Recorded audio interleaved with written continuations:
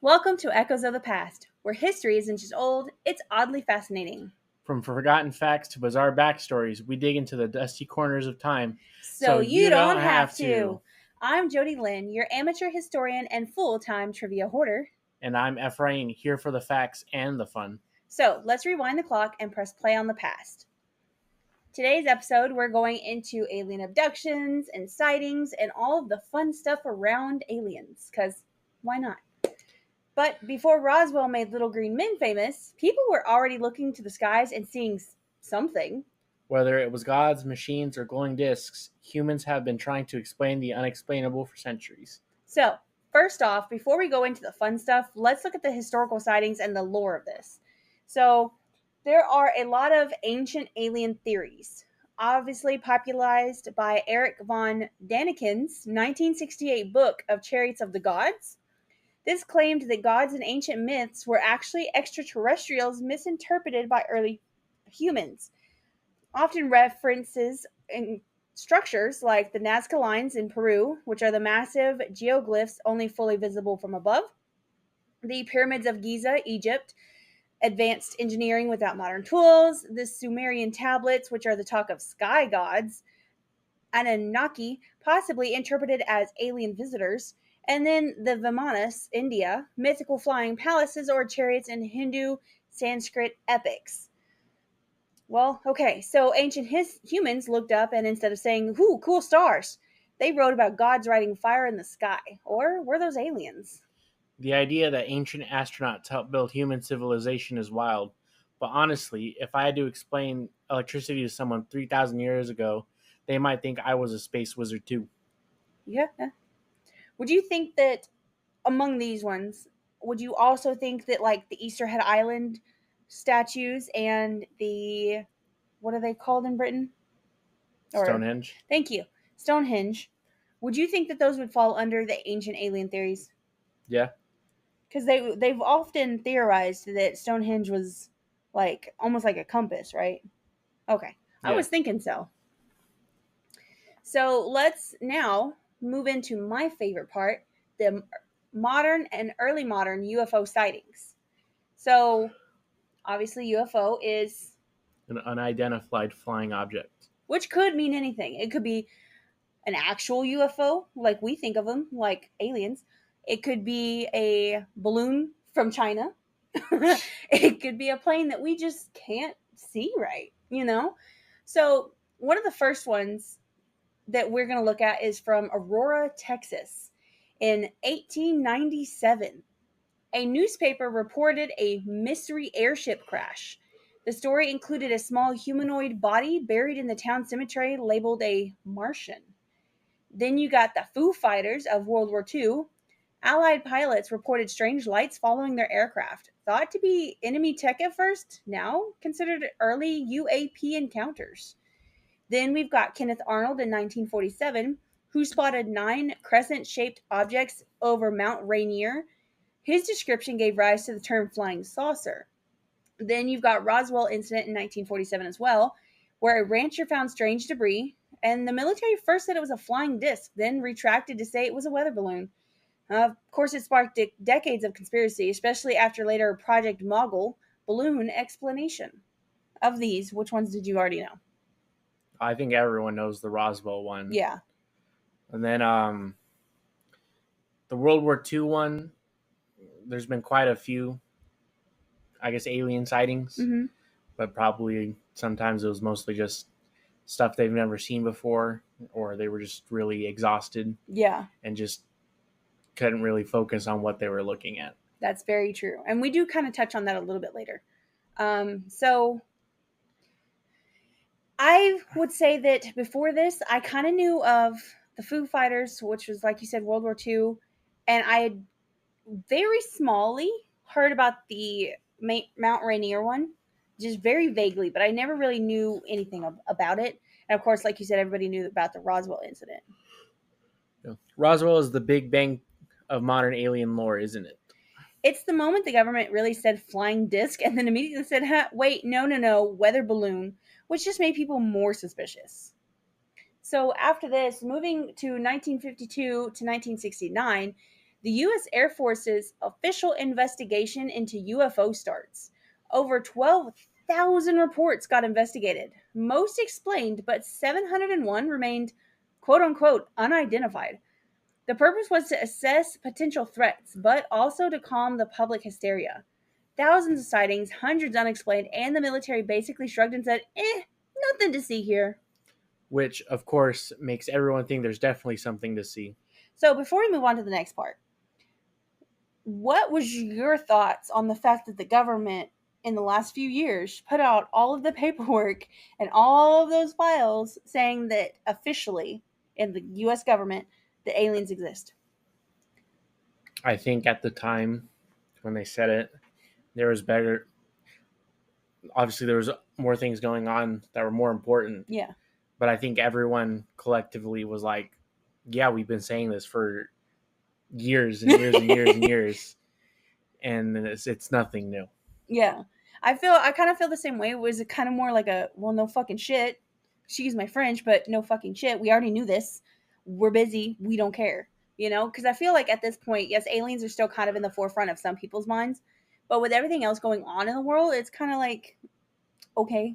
Yeah. And what are they going to do? Enslave us? Take away our health care again? Not feed us? Break the planet? Like, we've already been there, done that. Yeah. So let's move on to my favorite part of this entire episode, alien abductions. So we've all heard the stories, the movies, the books, blah, blah, blah, blah, blah. Let's look at some of the three of the most famous ones written down. So the first one we're going to talk about is the Hills abduction in 1961. That would be Betty and Barney Hill. This was in September 19th and 20th of 1961 in rural New Hampshire, USA. So the claim is that Betty and Barney Hill, which is an interracial couple, Betty was white, Barney was black, which back then was kind of still looked down upon, but they were still. Yeah. They were looked down upon. I'm trying to be nice here. Reported being abducted by extraterrestrials during a nighttime drive back from a vacation in Canada. So the key events of this are, there's really a few of them, but the first one is, of course, the sighting. The couple noticed a bright light following them along the highway, and they had stopped to observe it through binoculars and saw a craft with flashing lights and what appeared to be humanoid figures inside. Another key event is that they were missing time. After trying to escape the object, they experienced a 2-hour time lapse they could not explain. When they arrived home, they noticed strange sensations and details. Betty's torn dress, his scuffed shoes, watches that had stopped working, and shiny concentric circles on their car's trunk. Now, the third one is that the fact that they went through that's a hard word right now. Hypnosis sessions in 1964. Under separate regressive hypnosis, both in different rooms, they gave very similar accounts. The car was stopped by humanoid beings. They were taken aboard a spacecraft. They were subjected to physical examinations, including samples being taken of their skin, hair, and etc. And Betty reported a conversation with what she saw as the leader, and even drew a star map showing where the aliens came from, possibly Zeta Reticuli, according to some interpretations of said star chart or star map. Then they had a publicity and fallout. The story became widely known after a 1965 newspaper leak. The Hills were seen as credible. Barney worked for the U.S. Postal Service and was active in the NAACP, while Betty was a social worker. Their story was adapted into the 1975 TV movie The UFO Incident, starring James Earl Jones and Estelle Parsons. Now, I do want to add to this a little bit. Barney never really wanted to come out with this. When this first happened, Barney was very skeptical about saying anything because, again, he was a member of the NAACP. He was very active in it. So he saw this, that if he went out and said this, that, you know, he was going to be looked down upon and not really believed. Whereas Betty was like, oh, well, I just kind of want to tell one person, like the military, so they know what's going on and so they can have it. Now, some important details about this is that it was the first widely recognized alien abduction case in the United States, and one that shaped all future abduction narratives. If you can get a hold of them, the hypnosis tapes are chilling and still very highly discussed in ufology today. Then Betty's star map drawing became a major talking point. Many believe it matches real star systems. And it raised a lot of questions about memory, trauma, race, media influence, and how we interpret the unknown.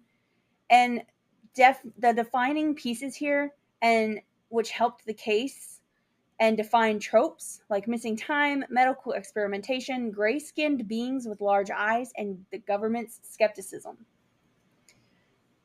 You and I talked about this kind of before this. Yeah. You said you kind of knew a little bit about it, but you didn't really know a lot, right? Mm-hmm. When we went over this one, what really kind of shocked you on this one or surprised you? I guess just that it was like the first mainstream one to pop up in the media, I guess. But all some of these other things seem like they go along with every other major alien abduction story there is. Yeah. I find it very strange that, I mean, this was in the 60s. I find it strange that this is the first one that went like quote unquote viral. You know what I mean? I find it weird that it took that long for it to become something that popped up really heavy, you know? Yeah. So the next one, the second one we're going to talk about is the Travis Walton abduction of 1975. This was in November 5th, and it happened in the Apache Sitgreaves National Forest in Arizona. Travis Walton was a 22-year-old logger who vanished for 5 days after he and his crew saw a glowing disc-shaped object in the forest. He was allegedly abducted by aliens. Some key points here are that Walton and his 6 other coworkers were driving home from a logging job when they saw a hovering UFO. Walton approached the craft and was hit by a beam of blue light, which knocked him unconscious. His coworkers panicked and fled, and when they returned, he was gone. A missing persons investigation and polygraph tests followed. The crew passed their tests, increasing public belief in the case, and Walton reappeared 5 days later, confused and disoriented, claiming he had been aboard a spacecraft with small humanoid beings and experienced both fear and strange medical-like procedures. I do want to put on this that polygraph tests are about as helpful as a hot dog in a trench coat. It's yes, they are good, but they are also something that can be very easily be influenced by so many different things other than just lying or telling the truth. So, but still, the fact that 6 other people saw this. Mm-hmm. Now, granted, if those 6 people really did not like this man, they could have just knocked him out or made him unconscious and left him somewhere. Yeah. Do you agree with that? Before we go on, It's always a possibility. have you heard of this one? No. Okay, I had not either, and I find it very strange that it happened in that national forest specifically, considering what we all know about national forests now. um, this has a good cultural impact. It was made into the movie in 1993, Fire in the Sky, which is notably more dramatic than Walton's actual account, and it's considered one of the most credible and public abduction cases due to multiple witnesses, the media coverage, and Walton's consistent story over decades. Travis Walton didn't just tell a story, he disappeared for 5 days. That's either the most committed hoax ever, or something seriously weird happened in those woods. And his coworkers backed it up. Most alien stories don't come with a 6-man alibi. Exactly. The third one we're going to touch upon is Whitley Strieber and the Communion in 1985.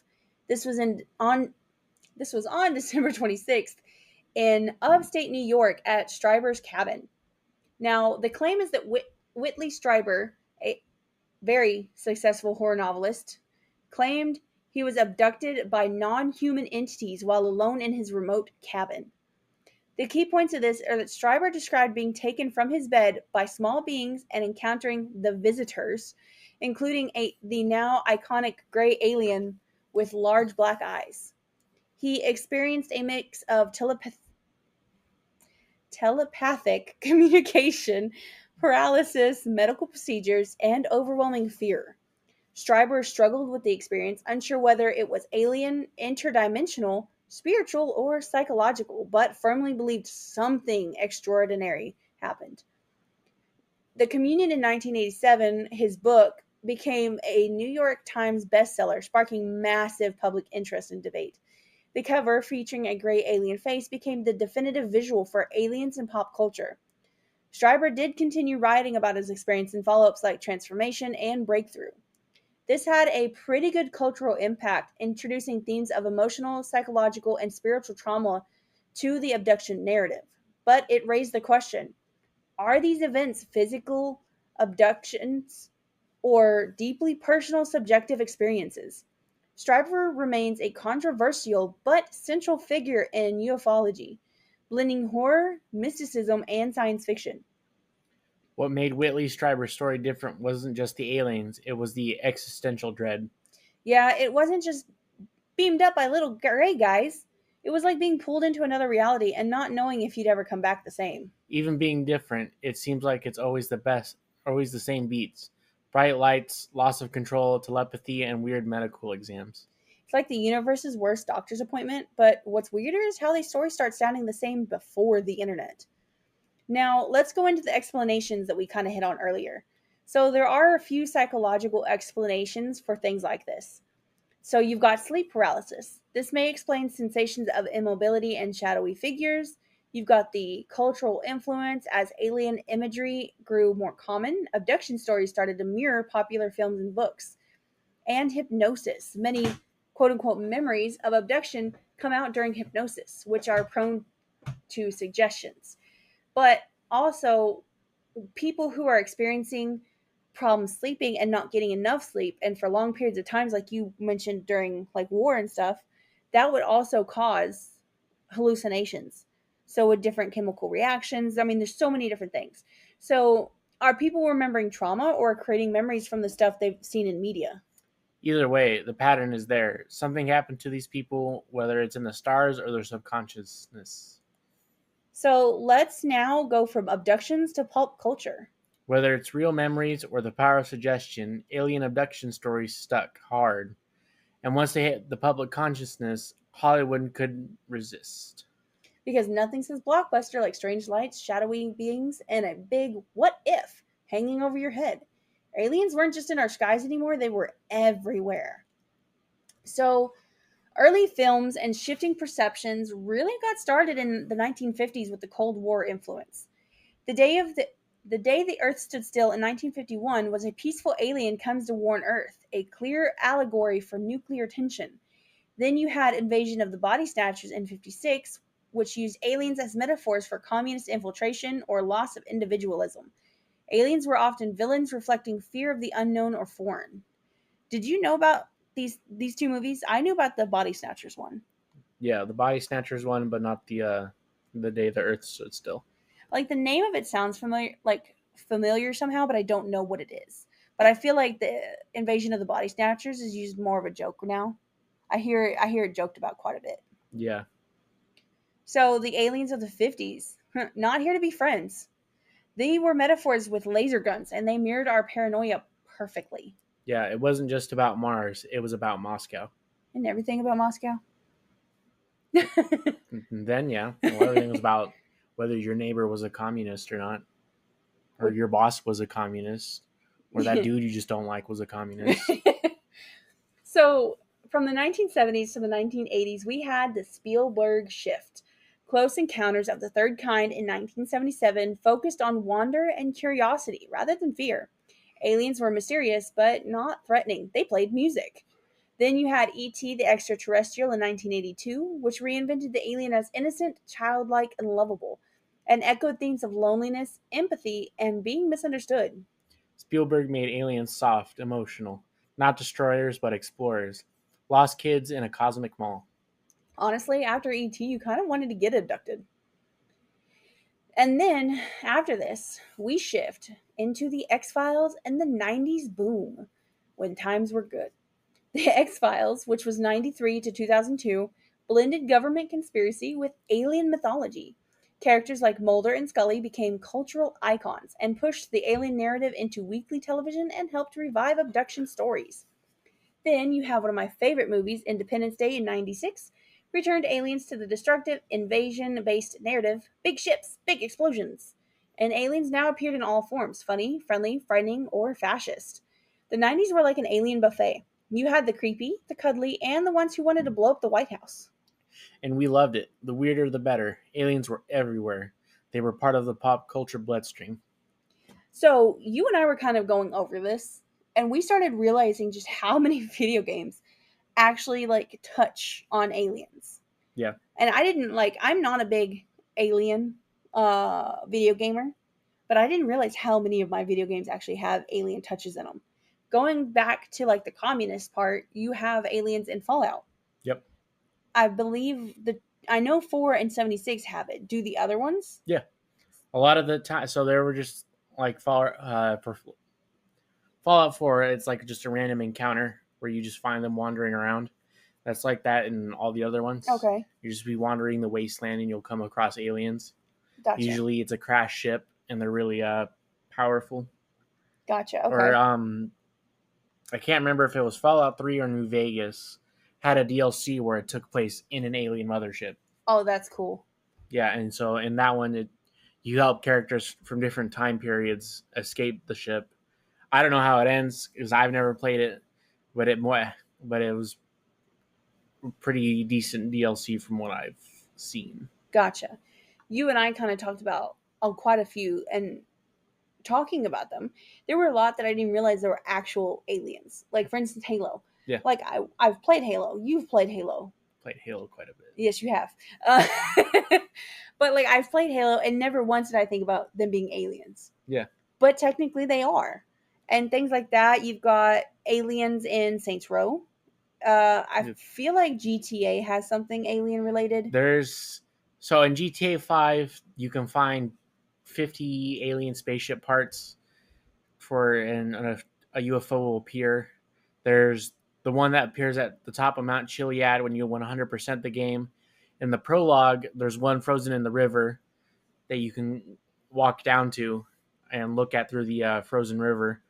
But there's also been a lot of urban legends for like the older GTA games, like San Andreas, especially San Andreas. That's the one I remember it in. That people have like, oh, there's aliens in San Andreas. You got to go to this spot at this time, and you got to do all these things, and then they'll show up, like with Bigfoot or whatever else they came up with for San Andreas.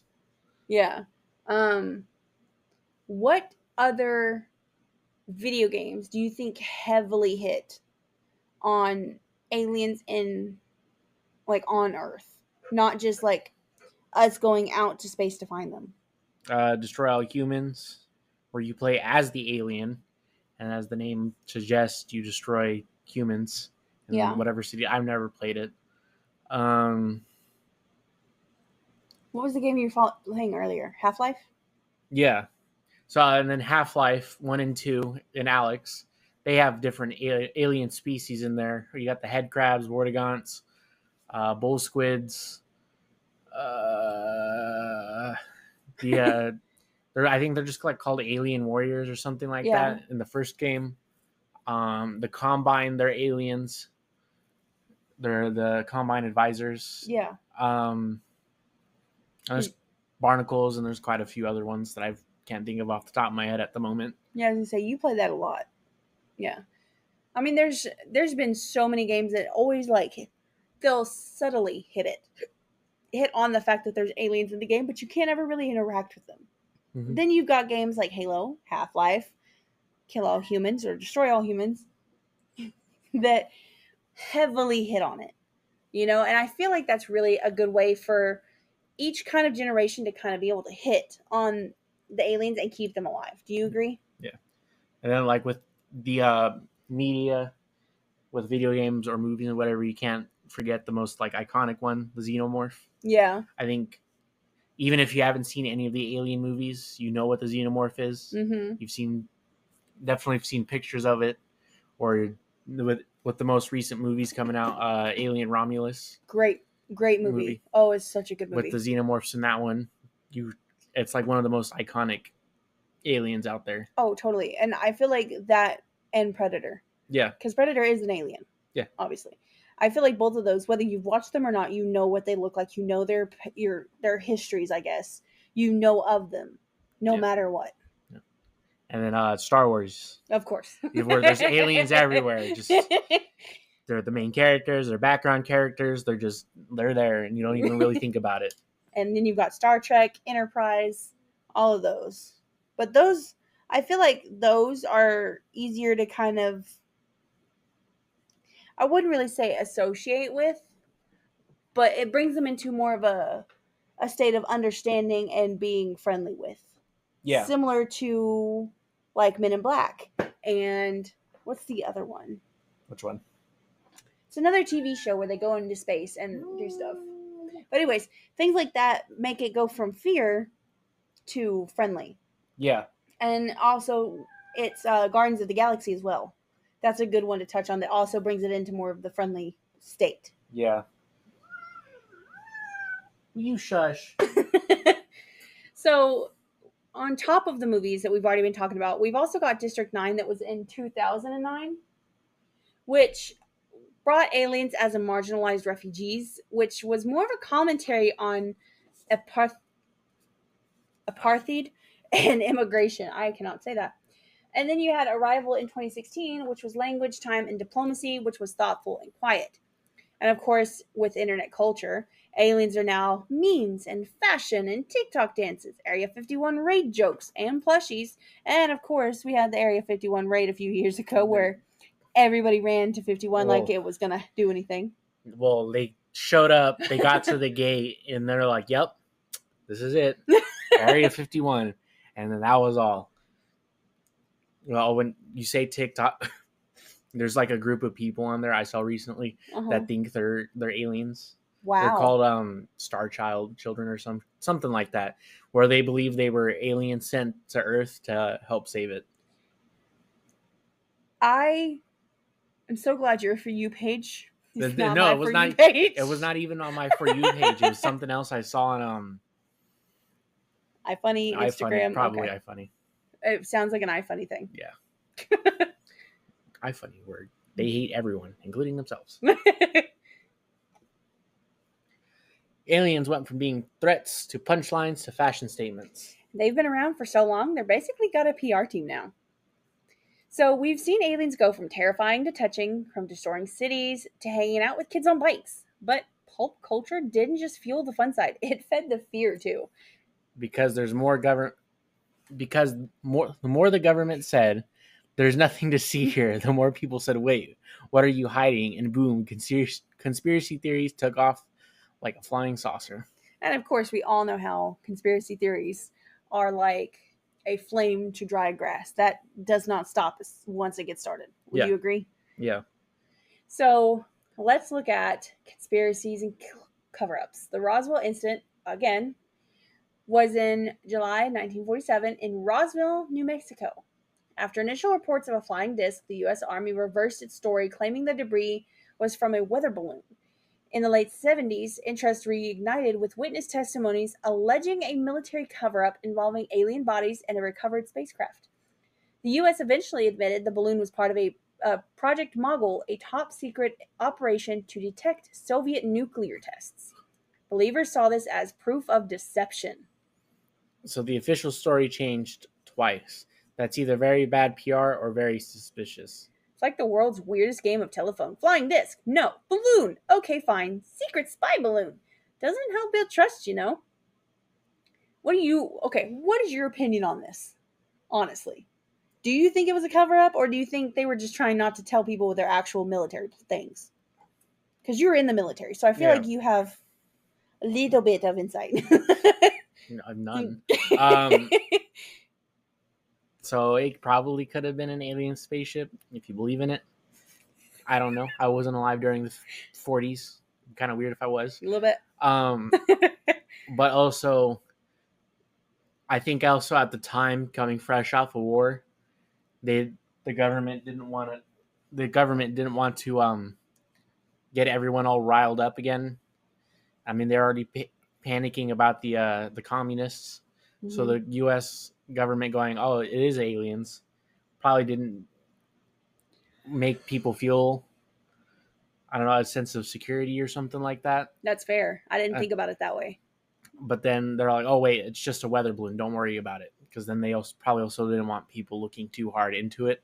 Mm-hmm. Unlike at the time, nuclear weapons that they were developing, jets, and what other nonsense they had going on at the time.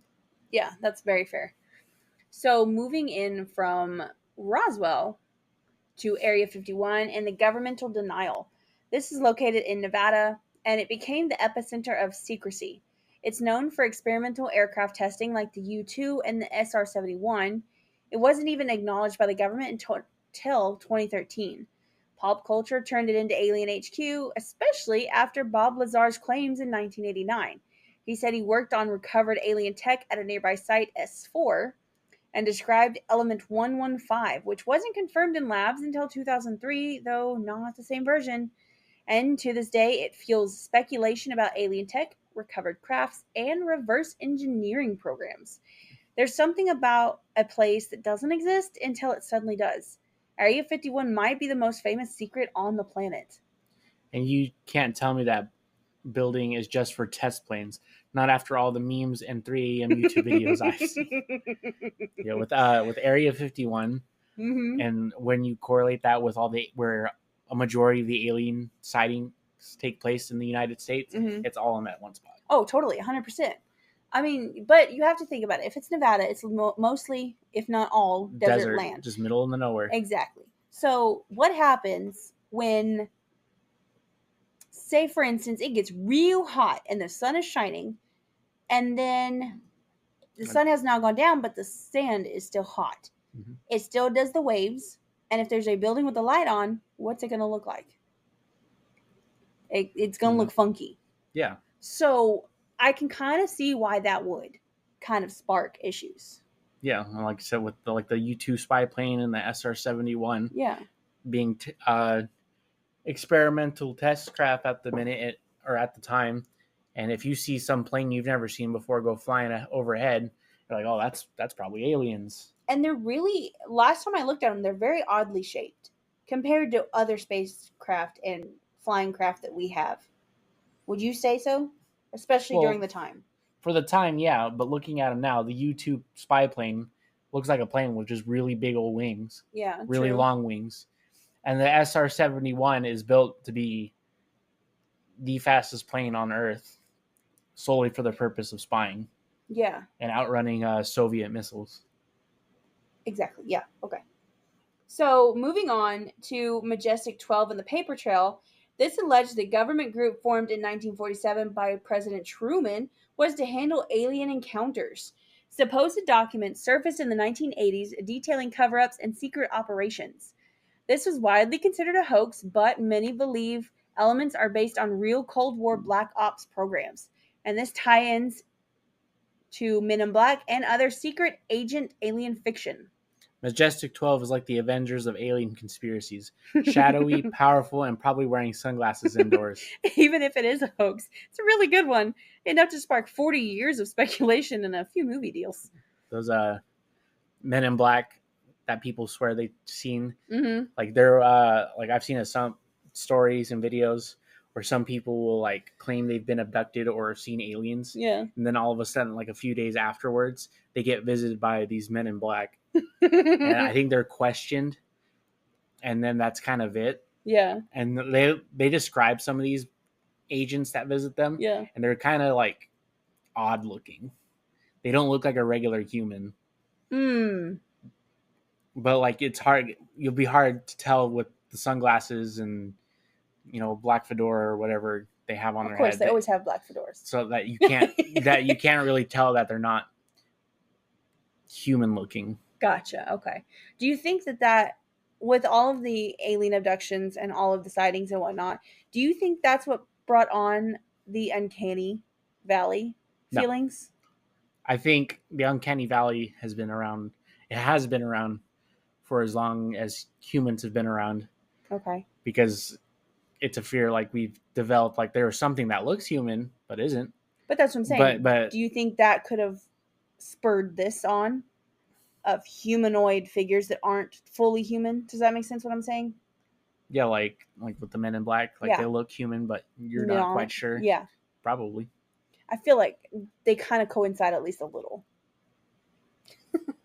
So we're going to touch back on the WOW signal from our last episode, which was in 1977, which this is a 72-second radio burst detected by astronomer Jerry Emmon using Ohio State's Big Ear radio telescope. still unexplained to this day and believed to possibly be from a distant celestial source. He circled it and marked it "Wow" by Emin, and the name stuck. Never repeated despite efforts upon efforts. A single signal from deep space. No follow-up, just "wow," like an alien butt dial from light years away. Or the universe saying, hey, just letting you know we're out here, and then ghosting us. Sounds like any guy off of Tinder. So, I mean, at least you get interactions off Tinder. So I also want to touch on the other part from episode 3, which is the Space Cat video from 2001, which, if you don't know, is a 6 megabyte A 6 megabyte video of a cat playing with a laser pointer was uploaded to the ISS and beamed back to Earth, dubbed the first interplanetary meme. This video was part of a test to transmit files from Earth via orbit. Earth orbit via satellite. I cannot speak. It became a beloved anecdote about how even space scientists need a break.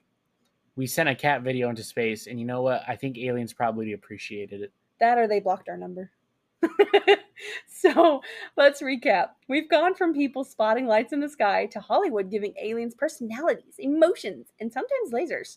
We've been abducted, experimented on, and maybe even lied to, all without ever leaving the couch. We saw how fear shaped the early stories, how wonder took over in the 80s, and how the internet gave us everything from cat videos in orbit to full-blown conspiracies that just won't die. Whether aliens are out there or not, we've spent the last century building a whole culture around the question, and honestly, that might say more about us than it does about them. Curiosity, imagination, and just a little paranoia. The little perfect human cocktail. Paranoia. English is hard. It is hard. 3 languages in a trench coat. So the next time you're staring up at the stars, wondering if someone or something is staring back, just remember, even if we haven't made contact yet, they've already made their mark down here. And hey, if they're listening, thanks for the inspiration. We owe you some royalties. All right, folks, that wraps it up for this close encounter of the podcast kind. Thanks for wandering through history with us on Echoes of the Past. If you liked what you heard, subscribe, rate us, and tell that one friend who still quotes fun facts at parties. And remember, history may repeat itself, but we promise not to. See you in the next Echo.